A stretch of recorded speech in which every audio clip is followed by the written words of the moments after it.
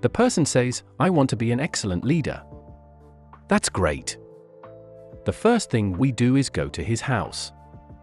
When we arrive, we go in and look at his collection of books. That's step one. Someone might ask, why check his books? The reason is because what someone reads adds a lot to their thinking, and their life is shaped by what they read. It's important not to waste time on unimportant things. That's why it's helpful to write down your plans. Putting your plan on paper helps you make sure you're not spending too much time on things that don't matter much. I have a saying, don't confuse moving with getting things done. You don't reach your destination just by hoping or wishing. Your destination depends on which way you're going. You can't change where you're going all at once. But you can change direction starting today. It's amazing how even a small change in direction can make a big difference. Making a few choices about being disciplined, learning new things, changing your behavior or habits, and setting clear goals can change your direction. When I was young, I didn't have a list of goals. But as soon as I started making one, my direction changed. In less than 7 years, I became a millionaire. If you don't plan ahead, it's up to you.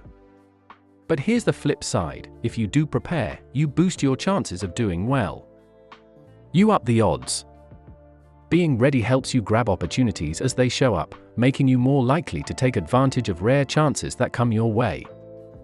Improving your understanding of philosophy, doing more studying, reading more books, taking extra classes, and spending more time thinking deeply, pondering, and discussing ideas is where you find added richness in life. It's about diving deeper into refined thinking.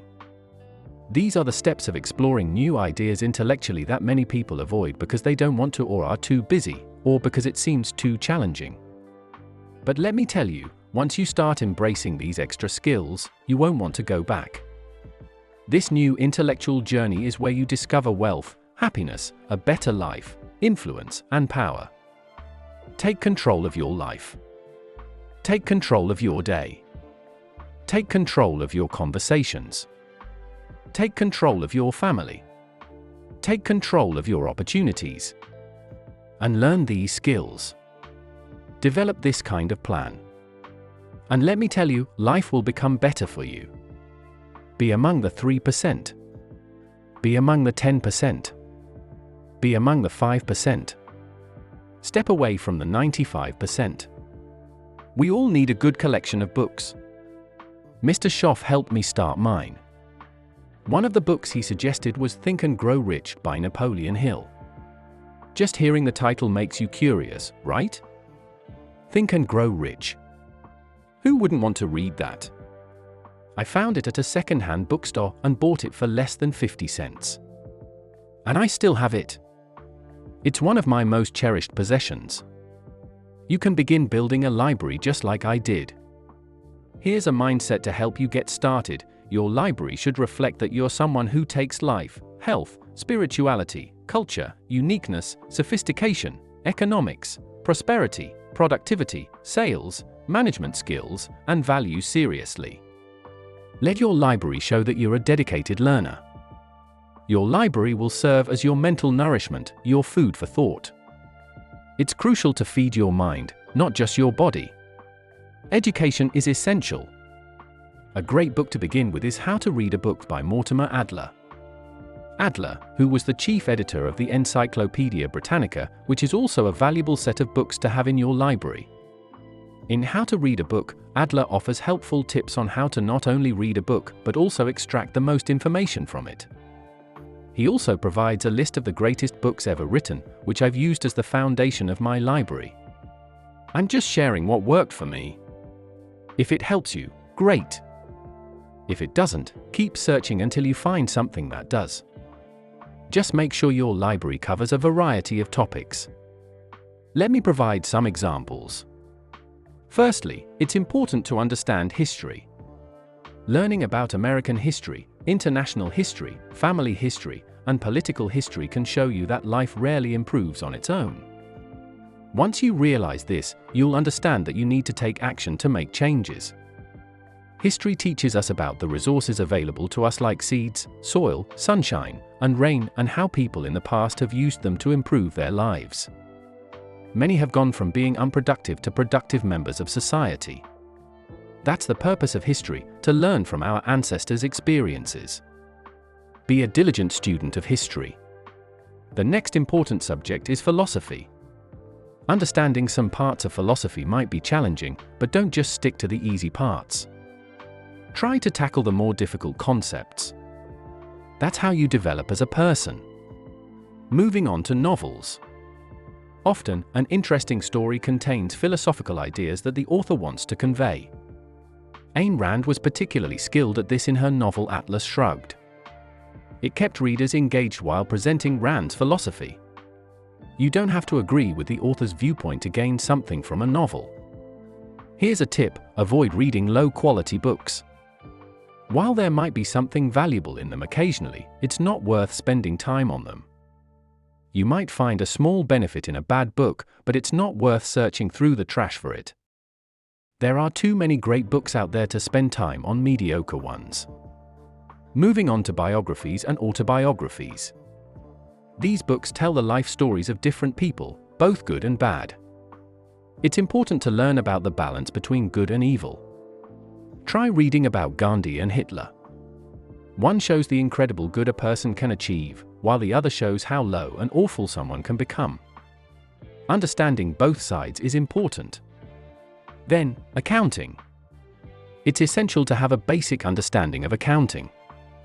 Even kids should learn about things like debit and credit. Next is law. You don't need to be a lawyer, but it's helpful to understand contracts, what you should and shouldn't sign, and how to protect yourself. We all need some understanding of law, especially in today's complex world. I learned a tough lesson a while back. A company I was working with in Canada needed to borrow $250,000. The bank agreed to lend them the money only if I personally guaranteed it. I wanted to help, so I agreed, thinking they could pay it back. And they did, in less than a year. I was seen as a hero. But then, the company got into financial trouble again. They borrowed another $250,000 from the bank. This time, I didn't want to take the risk, so I didn't sign anything. Later, the company went bankrupt. The bank asked me to pay the $250,000 because of my earlier guarantee. I was surprised because I thought I was off the hook since I didn't sign the second loan. But I didn't realize I had signed a continuing guarantee. So, now I understand what continuing means. I'm telling you this to stress the importance of knowing what you're signing and how to protect yourself. Don't rush into signing anything. Be smart and learn about the law. Be a diligent learner, don't be lazy. Start by creating a library that shows you're serious about learning and growing in every aspect of life. Begin with a few books, and you'll discover a whole new world of fresh ideas. Every day, you're surrounded by countless ideas, but many of them pass by unnoticed. That's why it's important to develop the ability to absorb information. Be like a sponge and soak it all in, don't miss anything. While most people just try to get through the day, I want you to be dedicated to something more, learning from each day and letting it teach you. Treat every day as a lesson at the University of Life. This mindset will make a big difference in your future. Make a commitment to continuous learning and absorbing knowledge. I have a close friend who's really good at this. It seems like he remembers every little detail of his life. He can share stories from his teenage years as if they happened yesterday, where he was, what he did, what everyone said, how they felt, even the color of the sky. And the reason he remembers so well is that he pays close attention to everything that happens around him. Let me tell you, it's more exciting to hear him talk about his trip to Acapulco than it is to go there yourself. He's got an amazing talent. No matter where he is, he doesn't miss a thing. Here's a great saying for you to remember: wherever you are, be fully present. Take it all in, try to capture the moment, and don't just let it slip by unnoticed. Being careless can lead to missing out on important things. Next, learn to react. Reacting means allowing life to affect you. Don't let it overpower you, but let it affect you. Allow sad things to bring you sorrow, let happy things bring you joy, let your emotions move you. Our feelings are just as important as our thoughts. It's crucial to understand how to feel, how to react, and to allow life to influence you. I'm the best person to take to the movies. I really get into a good movie. I want it to make me laugh, cry, scare me, teach me something, take me on a journey. I just don't want to leave the movie feeling the same way I did when I entered. That's what we all need to let life impact us. And that's exactly what will happen when you develop the ability to absorb and react to everything life presents. One important thing to do to make the most of your ideas is to learn how to think back on them. Reflecting means looking back, studying again.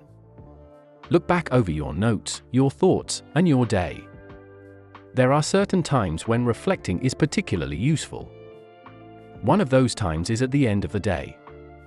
Take a few minutes to think back over what happened during the day. Who did you see? What did they say? What events took place? How did you feel? By answering these questions, you remember the day. Each day adds to the big picture of your life. It's important to remember the experiences, the knowledge, the sights, the sounds, the colors, and the emotions so that they can help you in the future. Don't let a day go by without reflecting on it.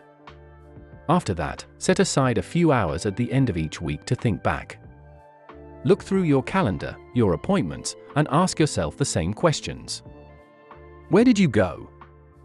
Who did you meet? How did you feel? What happened? Remember that week. A week is a big part of your time. Then, dedicate half a day at the end of each month to reflect. Do the same thing. Review what you read, heard, saw, and felt during the month, and remember them so they can benefit you. Lastly, set aside a weekend at the end of the year to firmly embed the year in your memory so it never fades away. In the Old Testament, there's a special tradition where people worked for 9 years, and the 10th year was a sabbatical. During this time, they likely relaxed, refreshed, and got physically fit. In today's terms, we might call it a break from the routine. But there was more to it than just that. I believe that in ancient times, sabbaticals were also about reviewing the past 9 years, figuring out what went well and what didn't, what worked and what didn't. People would ask themselves, how did I grow? What did I learn? How did I change? What do I have now that I didn't have at the start? It's this time for thinking back that makes a sabbatical so powerful and meaningful. Sometimes, it's good to reflect with someone else. Couples can look back on the past year together, parents can chat with their kids, and co-workers can discuss with each other. But it's also important to learn how to reflect alone. Being alone can be really helpful. We all need some time to shut out the world for a bit. For me, I find solitude in my motorhome and motorcycle. I head to the mountains and ride on trails where there aren't many people, or I go out into the desert. It's my way of taking a break. When you're always around others, alone time becomes precious. When I get a chance to reflect by myself, I think about my life, my skills, and my experiences. Some things are best done alone, like thinking, wondering, reading, studying, and absorbing new ideas. It's a time to figure out how you can be better this year than you were last year. Find joy in being alone. Life offers so much things to touch, sights to see, actions to take. But if you don't pause to think, you'll miss out on the lessons these experiences bring. We can all learn to take what happened before and use it to shape the future. Take what we have today and make it count for tomorrow. Take this week and prepare for the next. Take this year and plan for the next. Many people just hold on, hoping for things to improve. They're just waiting to see what happens. I'm urging you to take a different route to learn, to study, to reflect. This is a big part of personal growth, the journey to becoming better than you are right now.